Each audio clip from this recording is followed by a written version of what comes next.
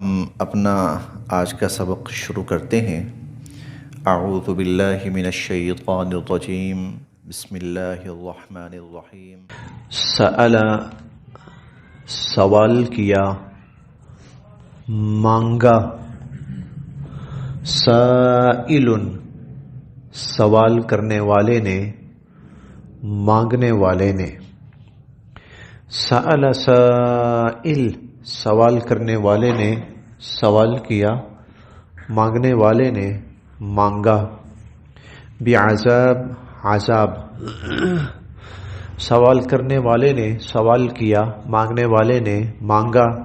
بعذاب عذاب، واقع جو کہ واقع ہو کر رہے گا، للکافرین کافروں پر، للکافرین کافروں پر، واقع للکافرین کافروں پر واقع ہو کر رہے گا۔ لیسا اور نہیں ہوگا، لہو اس کو، دافع کوئی روک سکنے والا، دفاع سے ہے دفاع روکنا، لیسا لہو دافع اور اس کو کوئی روک سکنے والا نہیں ہوگا، من اللہ اور یہ عذاب اللہ کی طرف سے آئے گا۔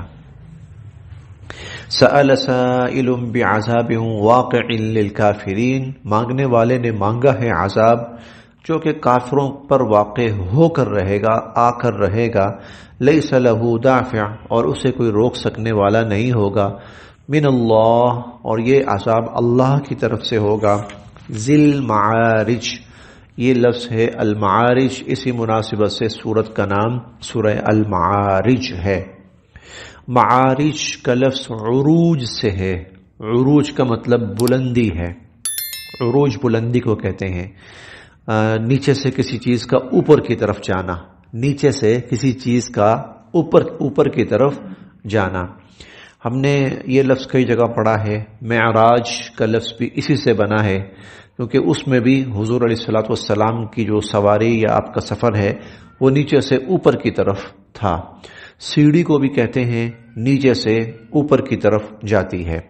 یہاں پر یہ معارج کا لفظ اللہ رب العزت کے لیے استعمال ہوا ہے، ذل معارج بلندیوں والا، ذل معارج وہ اللہ جو بلندیوں والا ہے، جس کے لیے عروج ہی عروج ہے اور جس کے لیے بلندی ہی بلندی ہے۔ تعرج چڑھتے ہیں، بلند ہوتے ہیں، الملائکۃ فرشتے، والروح اور جبرائیل امین۔ تعرج الملائکۃ والروح اور اوپر جاتے ہیں، چڑھتے ہیں اس کی طرف فرشتے بھی اور جبرائیل امین بھی، خصوصاً طور پر شرف اور اعزاز کے طور پر الگ سے ذکر کیا جبرائیل امین کا، حالانکہ ملائکہ کے اندر ان کا تذکرہ خود بخود آ جاتا ہے۔ فی یومن ایک ایسے دن میں، کانا ہے، مقدارہ جس کی مقدار 50,000 سنہ 50,000 سال۔ فی یوم کان مقدارہ 50,000 سنہ، اس کا ایک مطلب تو یہ ہے کہ فرشتے، جبرائیل امین اور فرشتے اللہ رب العزت کی طرف لمحوں میں پہنچ جاتے ہیں، لمحوں میں اس مقام تک پہنچ جاتے ہیں کہ زمین والے اگر اس مقام تک جانا چاہیں چڑھ کر تو ان کو 50,000 سال لگیں گے، تو ان کو 50,000 سال لگیں گے۔ ایک مطلب یہ ہے، اکثر مفسرین کرام نے یہ بیان فرمایا۔ ایک مطلب اس کا یہ بھی ہے، فی یومن، یہ جو عذاب کافروں پر واقع ہوگا، فی یومن یہ اس دن واقع ہوگا، کان مقدارہ 50,000 سنہ کے جس دن کی مقدار 50,000 سال کے برابر ہوگی۔ مانگنے والے نے عذاب مانگا ہے، واقع ہو کے رہے گا کافروں پر، اللہ کی طرف سے اسے کوئی روک سکنے والا نہیں ہے، اور یہ عذاب اس دن میں واقع ہوگا، کان مقدارہ 50,000 سنہ جس دن کی مقدار 50,000 سال کے برابر ہے۔ یعنی انسانوں کے جو 50,000 سال ہیں تو اللہ رب العزت کے ہاں وہ دن 50,000 سال کے برابر ہے. ایک دن اللہ کے ہاں وہ قرار پاتا ہے. تو تم جس عذاب کو مانگ رہے ہو نا، اس عذاب کے لیے میں نے بہت بڑا اہتمام کر رکھا ہے. اور یہ جو عذاب مانگنے والے کون تھے؟ بہت سارے لوگ تھے. قرآن کریم میں تو خاص طور پر ایک شخص کا ذکر بھی آیا ہے 9ویں پارے میں، سورہ الانفال میں ہم نے پڑھا تھا. نضر بن حارث تھا اس کا نام. اللہم ان کان ھذا ھو الحق من عندک فامطر علینا حجارۃ من السماء. اللہ یہ قرآن آپ کی طرف سے نہیں مانتے ہم، جو آسمان سے پتھروں کی بارش برسانی ہے برسا. ابھی اتنا بھی عذاب علیم، جو دردناک عذاب اتارنا ہے اللہ اتار. تو مانگا تو اللہ رب العزت فرماتے ہیں ٹھیک ہے، میں نے کچھ چھوٹا موٹا نہیں، تمہارے لیے بہت بڑا اہتمام کر رکھا ہے. اتنا بڑا اہتمام ہے کہ جس دن یہ عذاب میں تمہارے اوپر لاؤں گا نا تو وہ دن ہی 50,000 سال کا ہے. فاصبر، اے نبی علیہ الصلوۃ والسلام آپ صبر کیجئے، صبرن جمیلا، اور بہترین انداز کے ساتھ، جتنے اچھے انداز کے ساتھ صبر کر سکتے ہیں آپ صبر کیجئے. دیکھیں ایک ہوتا ہے بھائی کیا کریں، مجبوری ہے، اب برداشت کرنا ہے، مجبوری ہے اور آپشن ہی کوئی نہیں ہے. ایک یہ ہوتا ہے، یہ صبر جمیل نہیں ہے. صبر جمیل کیا ہے؟ اللہ بے شک مشکل ہے لیکن جو آپ کی رضا ہے میں اس میں خوش ہوں. بے شک میں تکلیف میں ہوں، بے شک میرے لیے مشکل ہے لیکن آپ کی رضا ہے میں اس میں خوش ہوں. یہ ہے صبر جمیل. تو مارے بندے کا صبر نہ کیجئے بلکہ فصبر صبرا جمیلا. انہم، یہ لوگ یرونہ، اس دن کو یا اس عذاب کو دیکھ رہے ہیں بعیدا، بہت دور. ونراہ، اور ہم دیکھ رہے ہیں اس کو قریبا، بالکل قریب. یہ اسے بہت دور دیکھ رہے ہیں اور ہم اسے بہت قریب دیکھ رہے ہیں. یوم، اس دن تکون، ہو جائے گا السماء، آسمان، اس دن ہو جائے گا آسمان کالمہل، پگھلے ہوئے تانبے کی طرح. اس دن آسمان پگھلے ہوئے تانبے کی طرح ہو جائے گا. وتکون، اور ہو جائیں گے الجبال، پہاڑ کالعہن، رنگین روئی کی طرح. ولا یسأل، اور کوئی پوچھے گا بھی نہیں. حمیم، گہرا ترین دوست. حمیمہ، کسی گہرے ترین دوست کو. کوئی گہرا دوست کسی دوست کو پوچھے گا بھی نہیں. یہ تو خیر دوست تو پھر کوئی شاید دور کا معاملہ ہو. یبصرونہم، حالانکہ یہ ایک دوسرے کو دکھائی دے رہے ہوں گے، ایک دوسرے کو دیکھ رہے ہوں گے، لیکن اس دن کوئی دوست کسی دوست کو نہیں پوچھے گا. یہ تو خیر تھوڑی سی پھر بھی دور کی بات ہے. یودو، اس دن تو آرزو اور تمنا اور خواہش کرے گا. المجرم، مجرم اس دن تمنا کرے گا، آرزو کرے گا. لو، کاش. یفتدی، کہ وہ بدلے میں دے دے، جان چھڑانے کے لیے دے دے. من عذاب یومئذ، اس دن کے عذاب سے، اس دن کے عذاب سے جان چھڑانے کے لیے وہ بدلے کے طور پر دے دے. کس کو؟ ببنی، اپنی اولاد کو، کہ یا اللہ میری اولاد کو عذاب میں مبتلا کر دے، مجھے بچا لے. وصاحبتہ، اور اپنی بیوی کو. واخی، اور اپنے بھائیوں کو. وفصیلتہ، اور اپنے اس خاندان کو. التی تؤوی، جس خاندان کے اندر یہ ہمیشہ محفوظ رہا. تؤوی کا لفظی معنی ہوتا ہے پناہ کا نا، مأوا تو بھی اسی سے ہے کہ جس میں یہ پناہ لیے رہا، یعنی محفوظ رہا.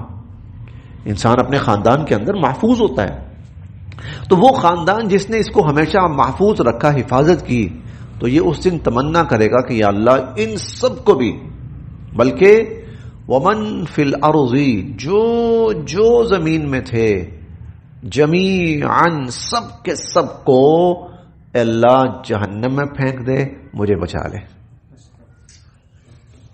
اس دن مجرم یہ تمنا کرے گا، اللہ ہمیں محفوظ فرمائے. ثم ینجی، اور پھر وہ بچ جائے، یعنی ان سب کو عذاب میں دے دے اور وہ بچ جائے.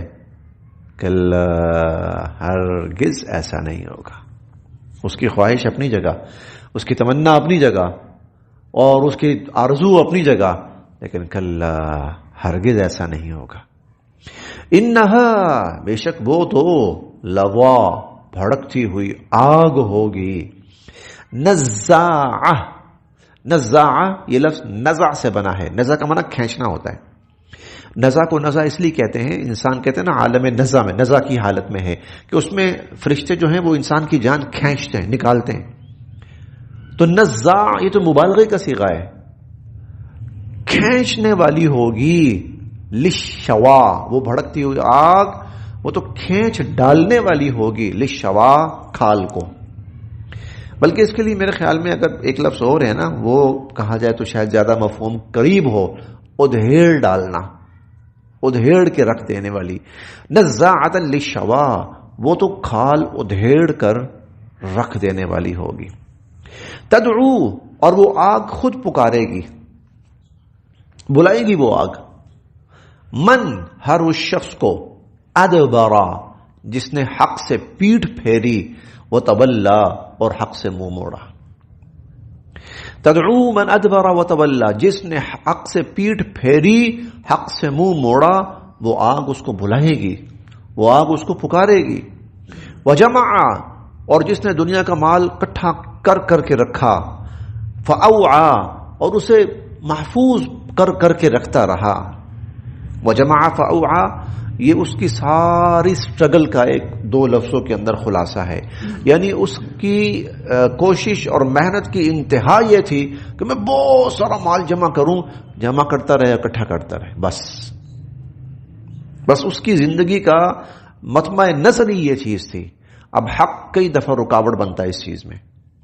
حق کئی دفعہ اس چیز میں، دین، سچ، اللہ کے حکم کئی دفعہ رکاوٹ بنتے ہیں کہ بھائی بے دھڑک ہر چیز تمہارے لیے حلال نہیں ہے، جو آئے جہاں سے آئے کھاتے جاؤ.